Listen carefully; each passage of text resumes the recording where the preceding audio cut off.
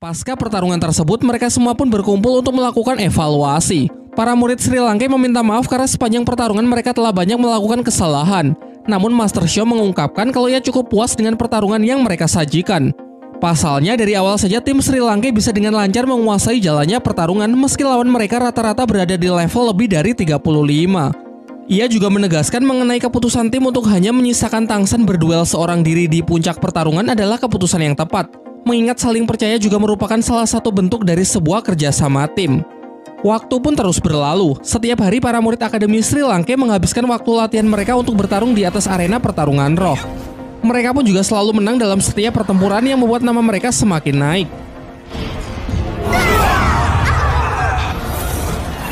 Kehebatan mereka menggema di seluruh penjuru kota sehingga banyak warga kota yang sangat mengidolakan dan mendukung mereka pada setiap pertempuran.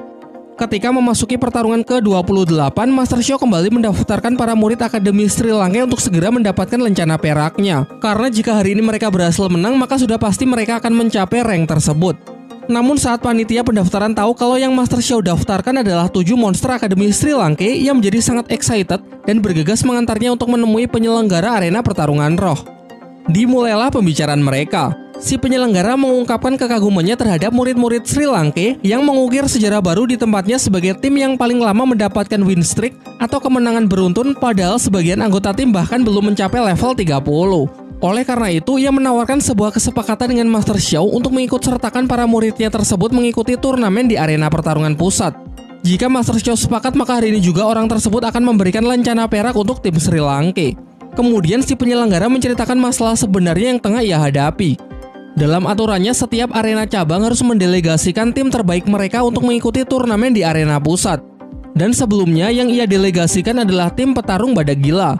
Menurutnya untuk saat ini, tim petarung badak gila merupakan tim terbaik yang ia miliki. Namun timnya tersebut kalah telak sehingga ia mengalami kerugian yang sangat besar karena dalam pertarungan yang diselenggarakan banyak uang yang harus dipertaruhkan. Berdasarkan analisisnya, penentu kemenangan dari sebuah tim bukan cuma masalah level, melainkan kombinasi kekuatan roh pelindung dari masing-masing anggota tim yang saling mendukung satu sama lain. Menurutnya, tim 7 monster Sri Lanka memiliki hal tersebut.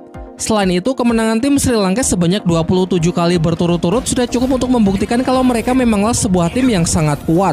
Sehingga dengan alasan itu, ia berencana menjadikan mereka sebagai delegasi berikutnya dengan imbalan sejumlah koin emas. Setelah Master Shio melihat daftar anggota tim yang akan menjadi lawan murid-muridnya, tanpa pikir panjang ia pun menyepakatinya. Setelah itu Master Shio mencoba mendiskusikannya dengan Pak Kepala Akademi Flander. Awalnya Flander menyayangkan keputusan Master Shio yang terlihat terburu-buru menyepakatinya begitu saja. Namun setelah Master Shio menjelaskan bahwa imbalan yang ditawarkan mencapai 10.000 koin emas, jumlah yang sangat fantastis untuk memperbaiki perekonomian akademi, semuanya pun langsung sepakat. Lagi pula menurutnya ini akan menjadi sebuah latihan yang sangat bagus bagi tim Sri Lanka. Mereka lalu mulai menginvestigasi kemampuan dari para anggota tim yang akan menjadi lawan mereka.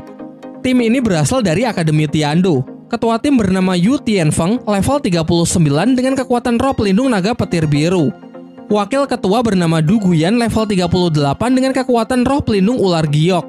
Anggota pertama bernama Osler, level 36 dengan kekuatan roh pelindung macan tutul. Anggota kedua bernama Si Lingling, level 35, tipe support dengan roh pelindung bunga apel. Anggota berikutnya adalah Simo bersaudara dengan kekuatan roh pelindung penyu hitam. Sementara anggota terakhir bernama Yu Feng, kekuatan roh pelindung siulan burung angin dengan level 36. Master Shio kemudian mengatakan akan mengizinkan Tangsen menggunakan tulang rohnya namun tidak dengan senjata rahasianya. Menurut perhitungan Master Shio, persentase kemenangan dari tim Sri Lanka tak lebih dari 30% karena selain kuat dari segi kemampuan individu, lawan mereka juga merupakan tim yang memiliki komposisi begitu lengkap. Ia lalu menyarankan agar para murid mewaspadai ketua dan wakil ketua dari tim lawannya. Karena kekuatan roh pelindung naga biru yang dimiliki Yu Tianfeng adalah jenis paling kuat dari semua jenis hewan buas. Wakil ketua yang bernama Du Guyan juga harus diwaspadai karena roh pelindung ular giok merupakan tipe pengendali yang menggunakan racun yang sangat mematikan. Dalam sejarah dunia dahulu, hanya satu orang Master Roh yang memiliki pengendali racun terkuat yang bisa jadi Du Guyan adalah keturunannya, mengingat sama-sama memiliki roh pelindung ular giok. Ning Rongrong kemudian mengungkapkan mengenai Si Lingling, tipe support yang memiliki teknik healing area, memiliki kekuatan penyembuh yang sangat menakjubkan. Sehingga dengan komposisi tim yang nyaris sempurna, nampaknya ia ragu kalau Sri Lanka punya kesempatan. Namun Tangsen masih yakin kalau Sri Lanka bisa menang. Di sisi lain, anak-anak Akademi Tiandou juga tengah membahas tim yang akan menjadi lawan mereka berikutnya. Namun mereka sangat percaya diri mau siapapun lawannya pasti dengan mudah bisa mereka kalahkan. Tak lama setelah itu datang guru mereka yang justru mengatakan kalau musuh kali ini tidak akan bisa dianggap enteng karena mungkin memiliki kekuatan yang sepadan dengan mereka. Tim tersebut bernama 7 Monster Sri Lanka dengan kemenangan 27 berturut-turut dan baru saja mendapatkan lencana perak. Sebelum pergi, sang guru berpesan jika tim Tiandou berhasil menang, ia melarang keras untuk menyakiti serius murid-murid Sri Lanka. Termasuk jika nanti mereka sampai terkena racun Duguyan, maka setelah pertarungan Duguyan harus memberikan penawarnya. Ia menambahkan akan memberitahukan alasannya nanti setelah pertarungan.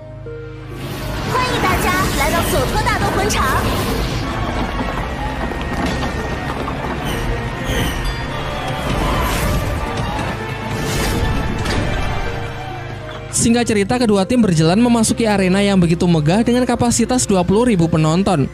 Tidak heran mengingat pagelaran ini merupakan yang terbesar di kota.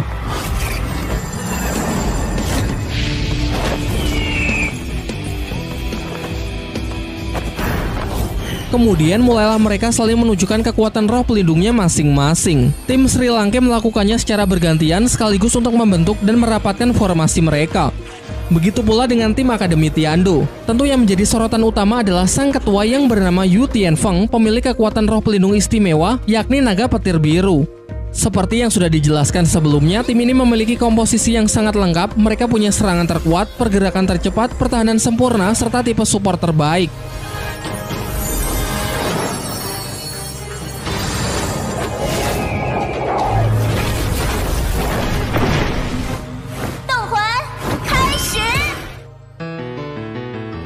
Dai Mubai memulai serangan pertamanya, berniat menghancurkan pertahanan lawan terlebih dahulu.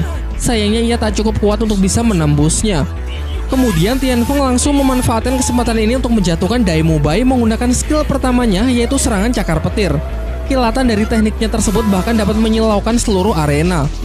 Beruntung Tang Sen bertindak cepat untuk menarik jauh Dai Mubai sehingga ia terhindar dari serangan fatal tersebut. Giliran divisi penyerang dari tim Sri Lanka yang maju untuk melancarkan serangan guna mengobrak-ngabrik formasi lawan.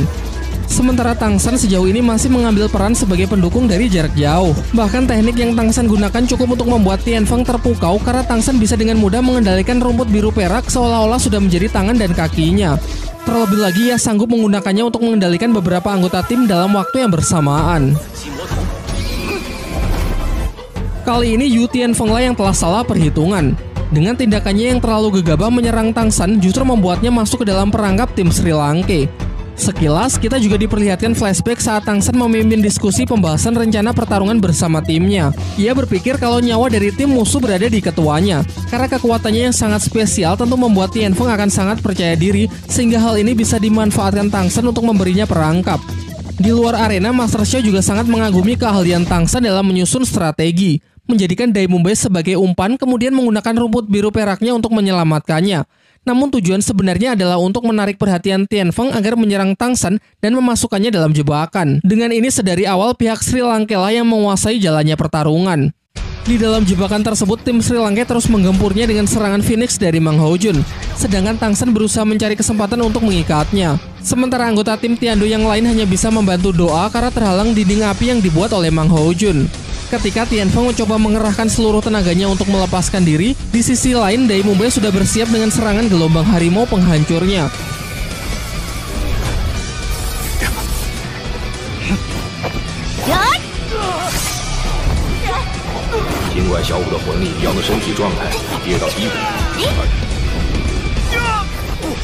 Menyaksikan Tianfeng terluka parah, wakil ketua Duguyan sangat emosi sehingga ia ingin mengakhiri pertempuran dengan serangan racun dari teknik ular giok. Hal ini sempat membuat guru mereka khawatir mengingat racun tersebut yang dapat langsung membunuh lawan dalam sekejap hanya dengan sekali sentuh. Menyadari serangan tersebut, Tang Sen segera bertindak cepat untuk menarik mundur seluruh anggota timnya.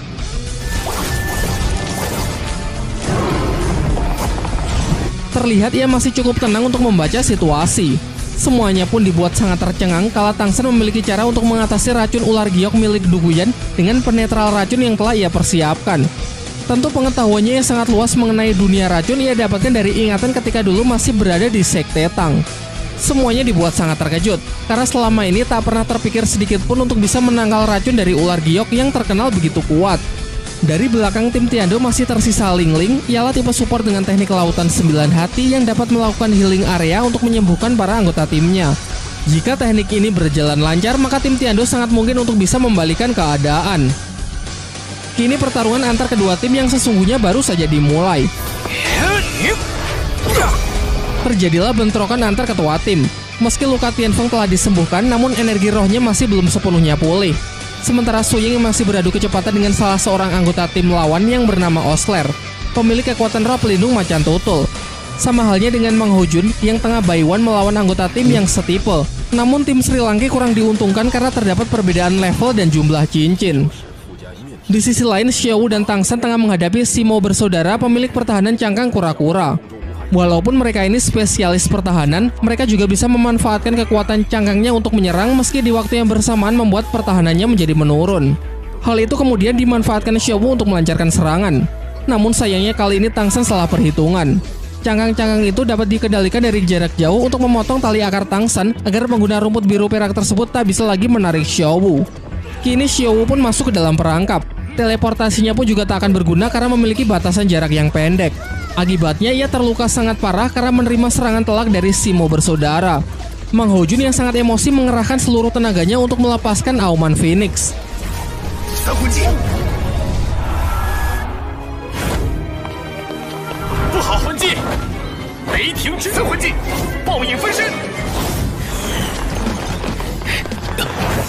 Begitu pula Su Ying dan Dai Mubai menggunakan teknik gabungan roh harimau putih neraka.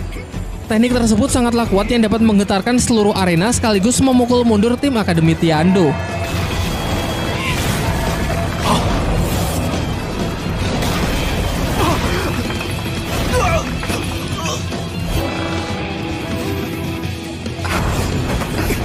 Setelah kehebohan itu, diperlihatkan Simo bersaudara yang akan segera menerima amukan dari sang pangeran rumput biru perak. Tang San pun tak akan menahan dirinya lagi. Dengan penuh emosi, ia mengeluarkan tulang roh laba-labanya untuk pertama kalinya di atas arena.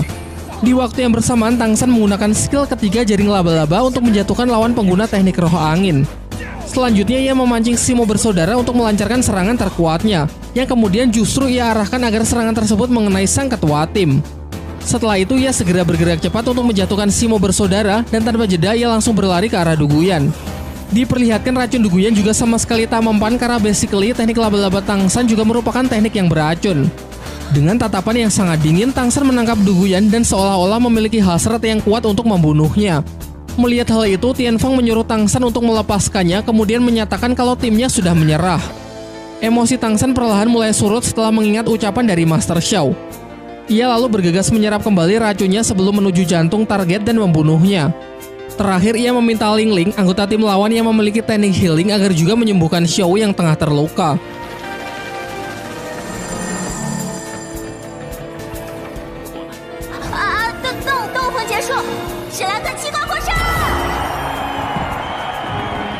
Dengan ini pertarungan pun berakhir dengan kemenangan tim 7 monster Sri Lanka.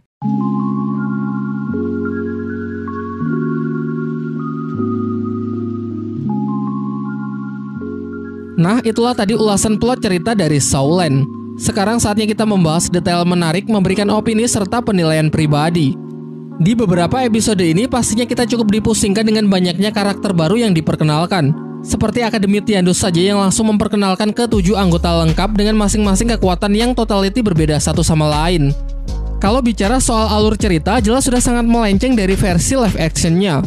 Terlalu panjang jika harus menjelaskan perbedaannya satu-satu karena totality ceritanya benar-benar berbeda. Dari orientasi setiap karakter, premis cerita, sampai konflik yang terjadi. Di sini kita diperkenalkan dengan Bule, pria mesum parubaya yang dihajar habis-habisan oleh Xiao. Diceritakan orang ini terlibat masalah yang sebenarnya sepele dengan Mang Ho Jun, yaitu dia menggoda dan berniat melecehkan seorang gadis yang disukai oleh Mang Ho Jun. Sementara kalau di live action, Bule juga terlibat masalah dengan Mang Ho Jun, namun masalahnya jauh lebih serius, jauh lebih kompleks, dan menjadi salah satu plot yang digunakan untuk membangun cerita setelahnya. Diceritakan di sana ayah Mang Ho Jun meninggal setelah menjadi korban eksperimen obat mutasi roh yang didapat dari Bule. Obat itu kemudian juga diberikan kepada Mang Ho Jun yang sempat membuatnya frustasi dan sangat menderita.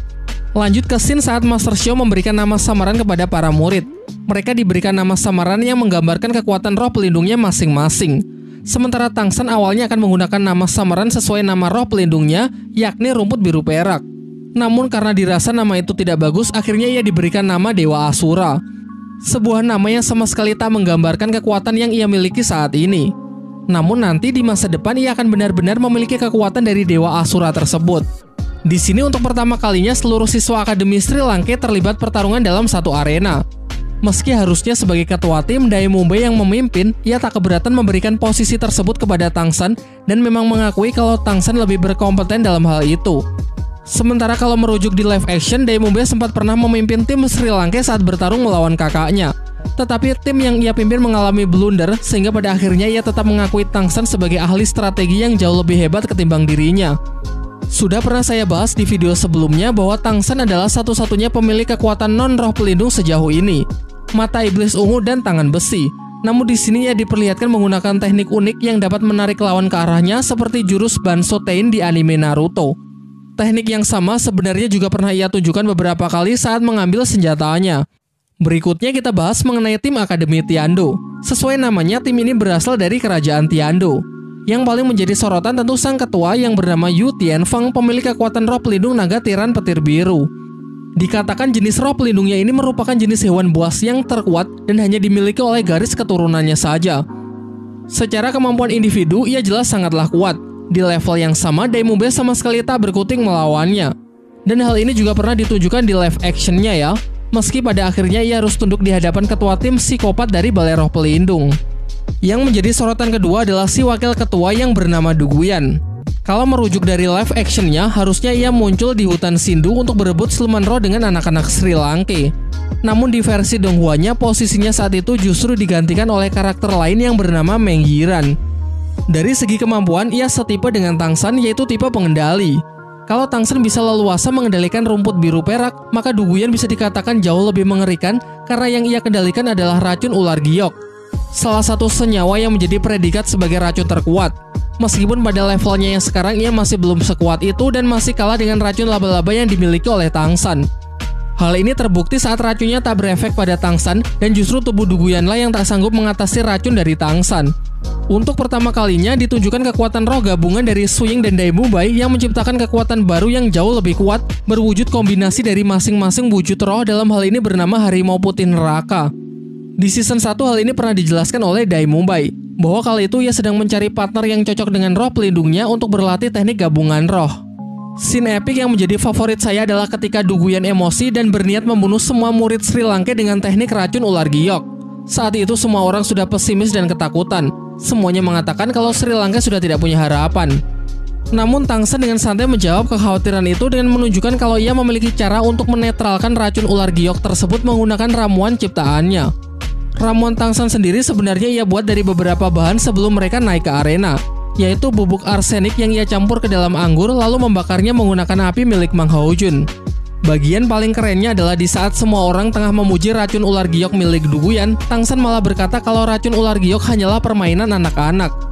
Tentu pengetahuannya yang luas mengenai dunia racun sudah ia pelajari di Sekte Tang yang memang merupakan sekte spesialis racun. Baiklah, mungkin cukup sampai di sini ya pembahasan kita kali ini. Kalau kalian punya pendapat lain atau detail yang saya lewatkan, silahkan menulisnya di kolom komentar ya.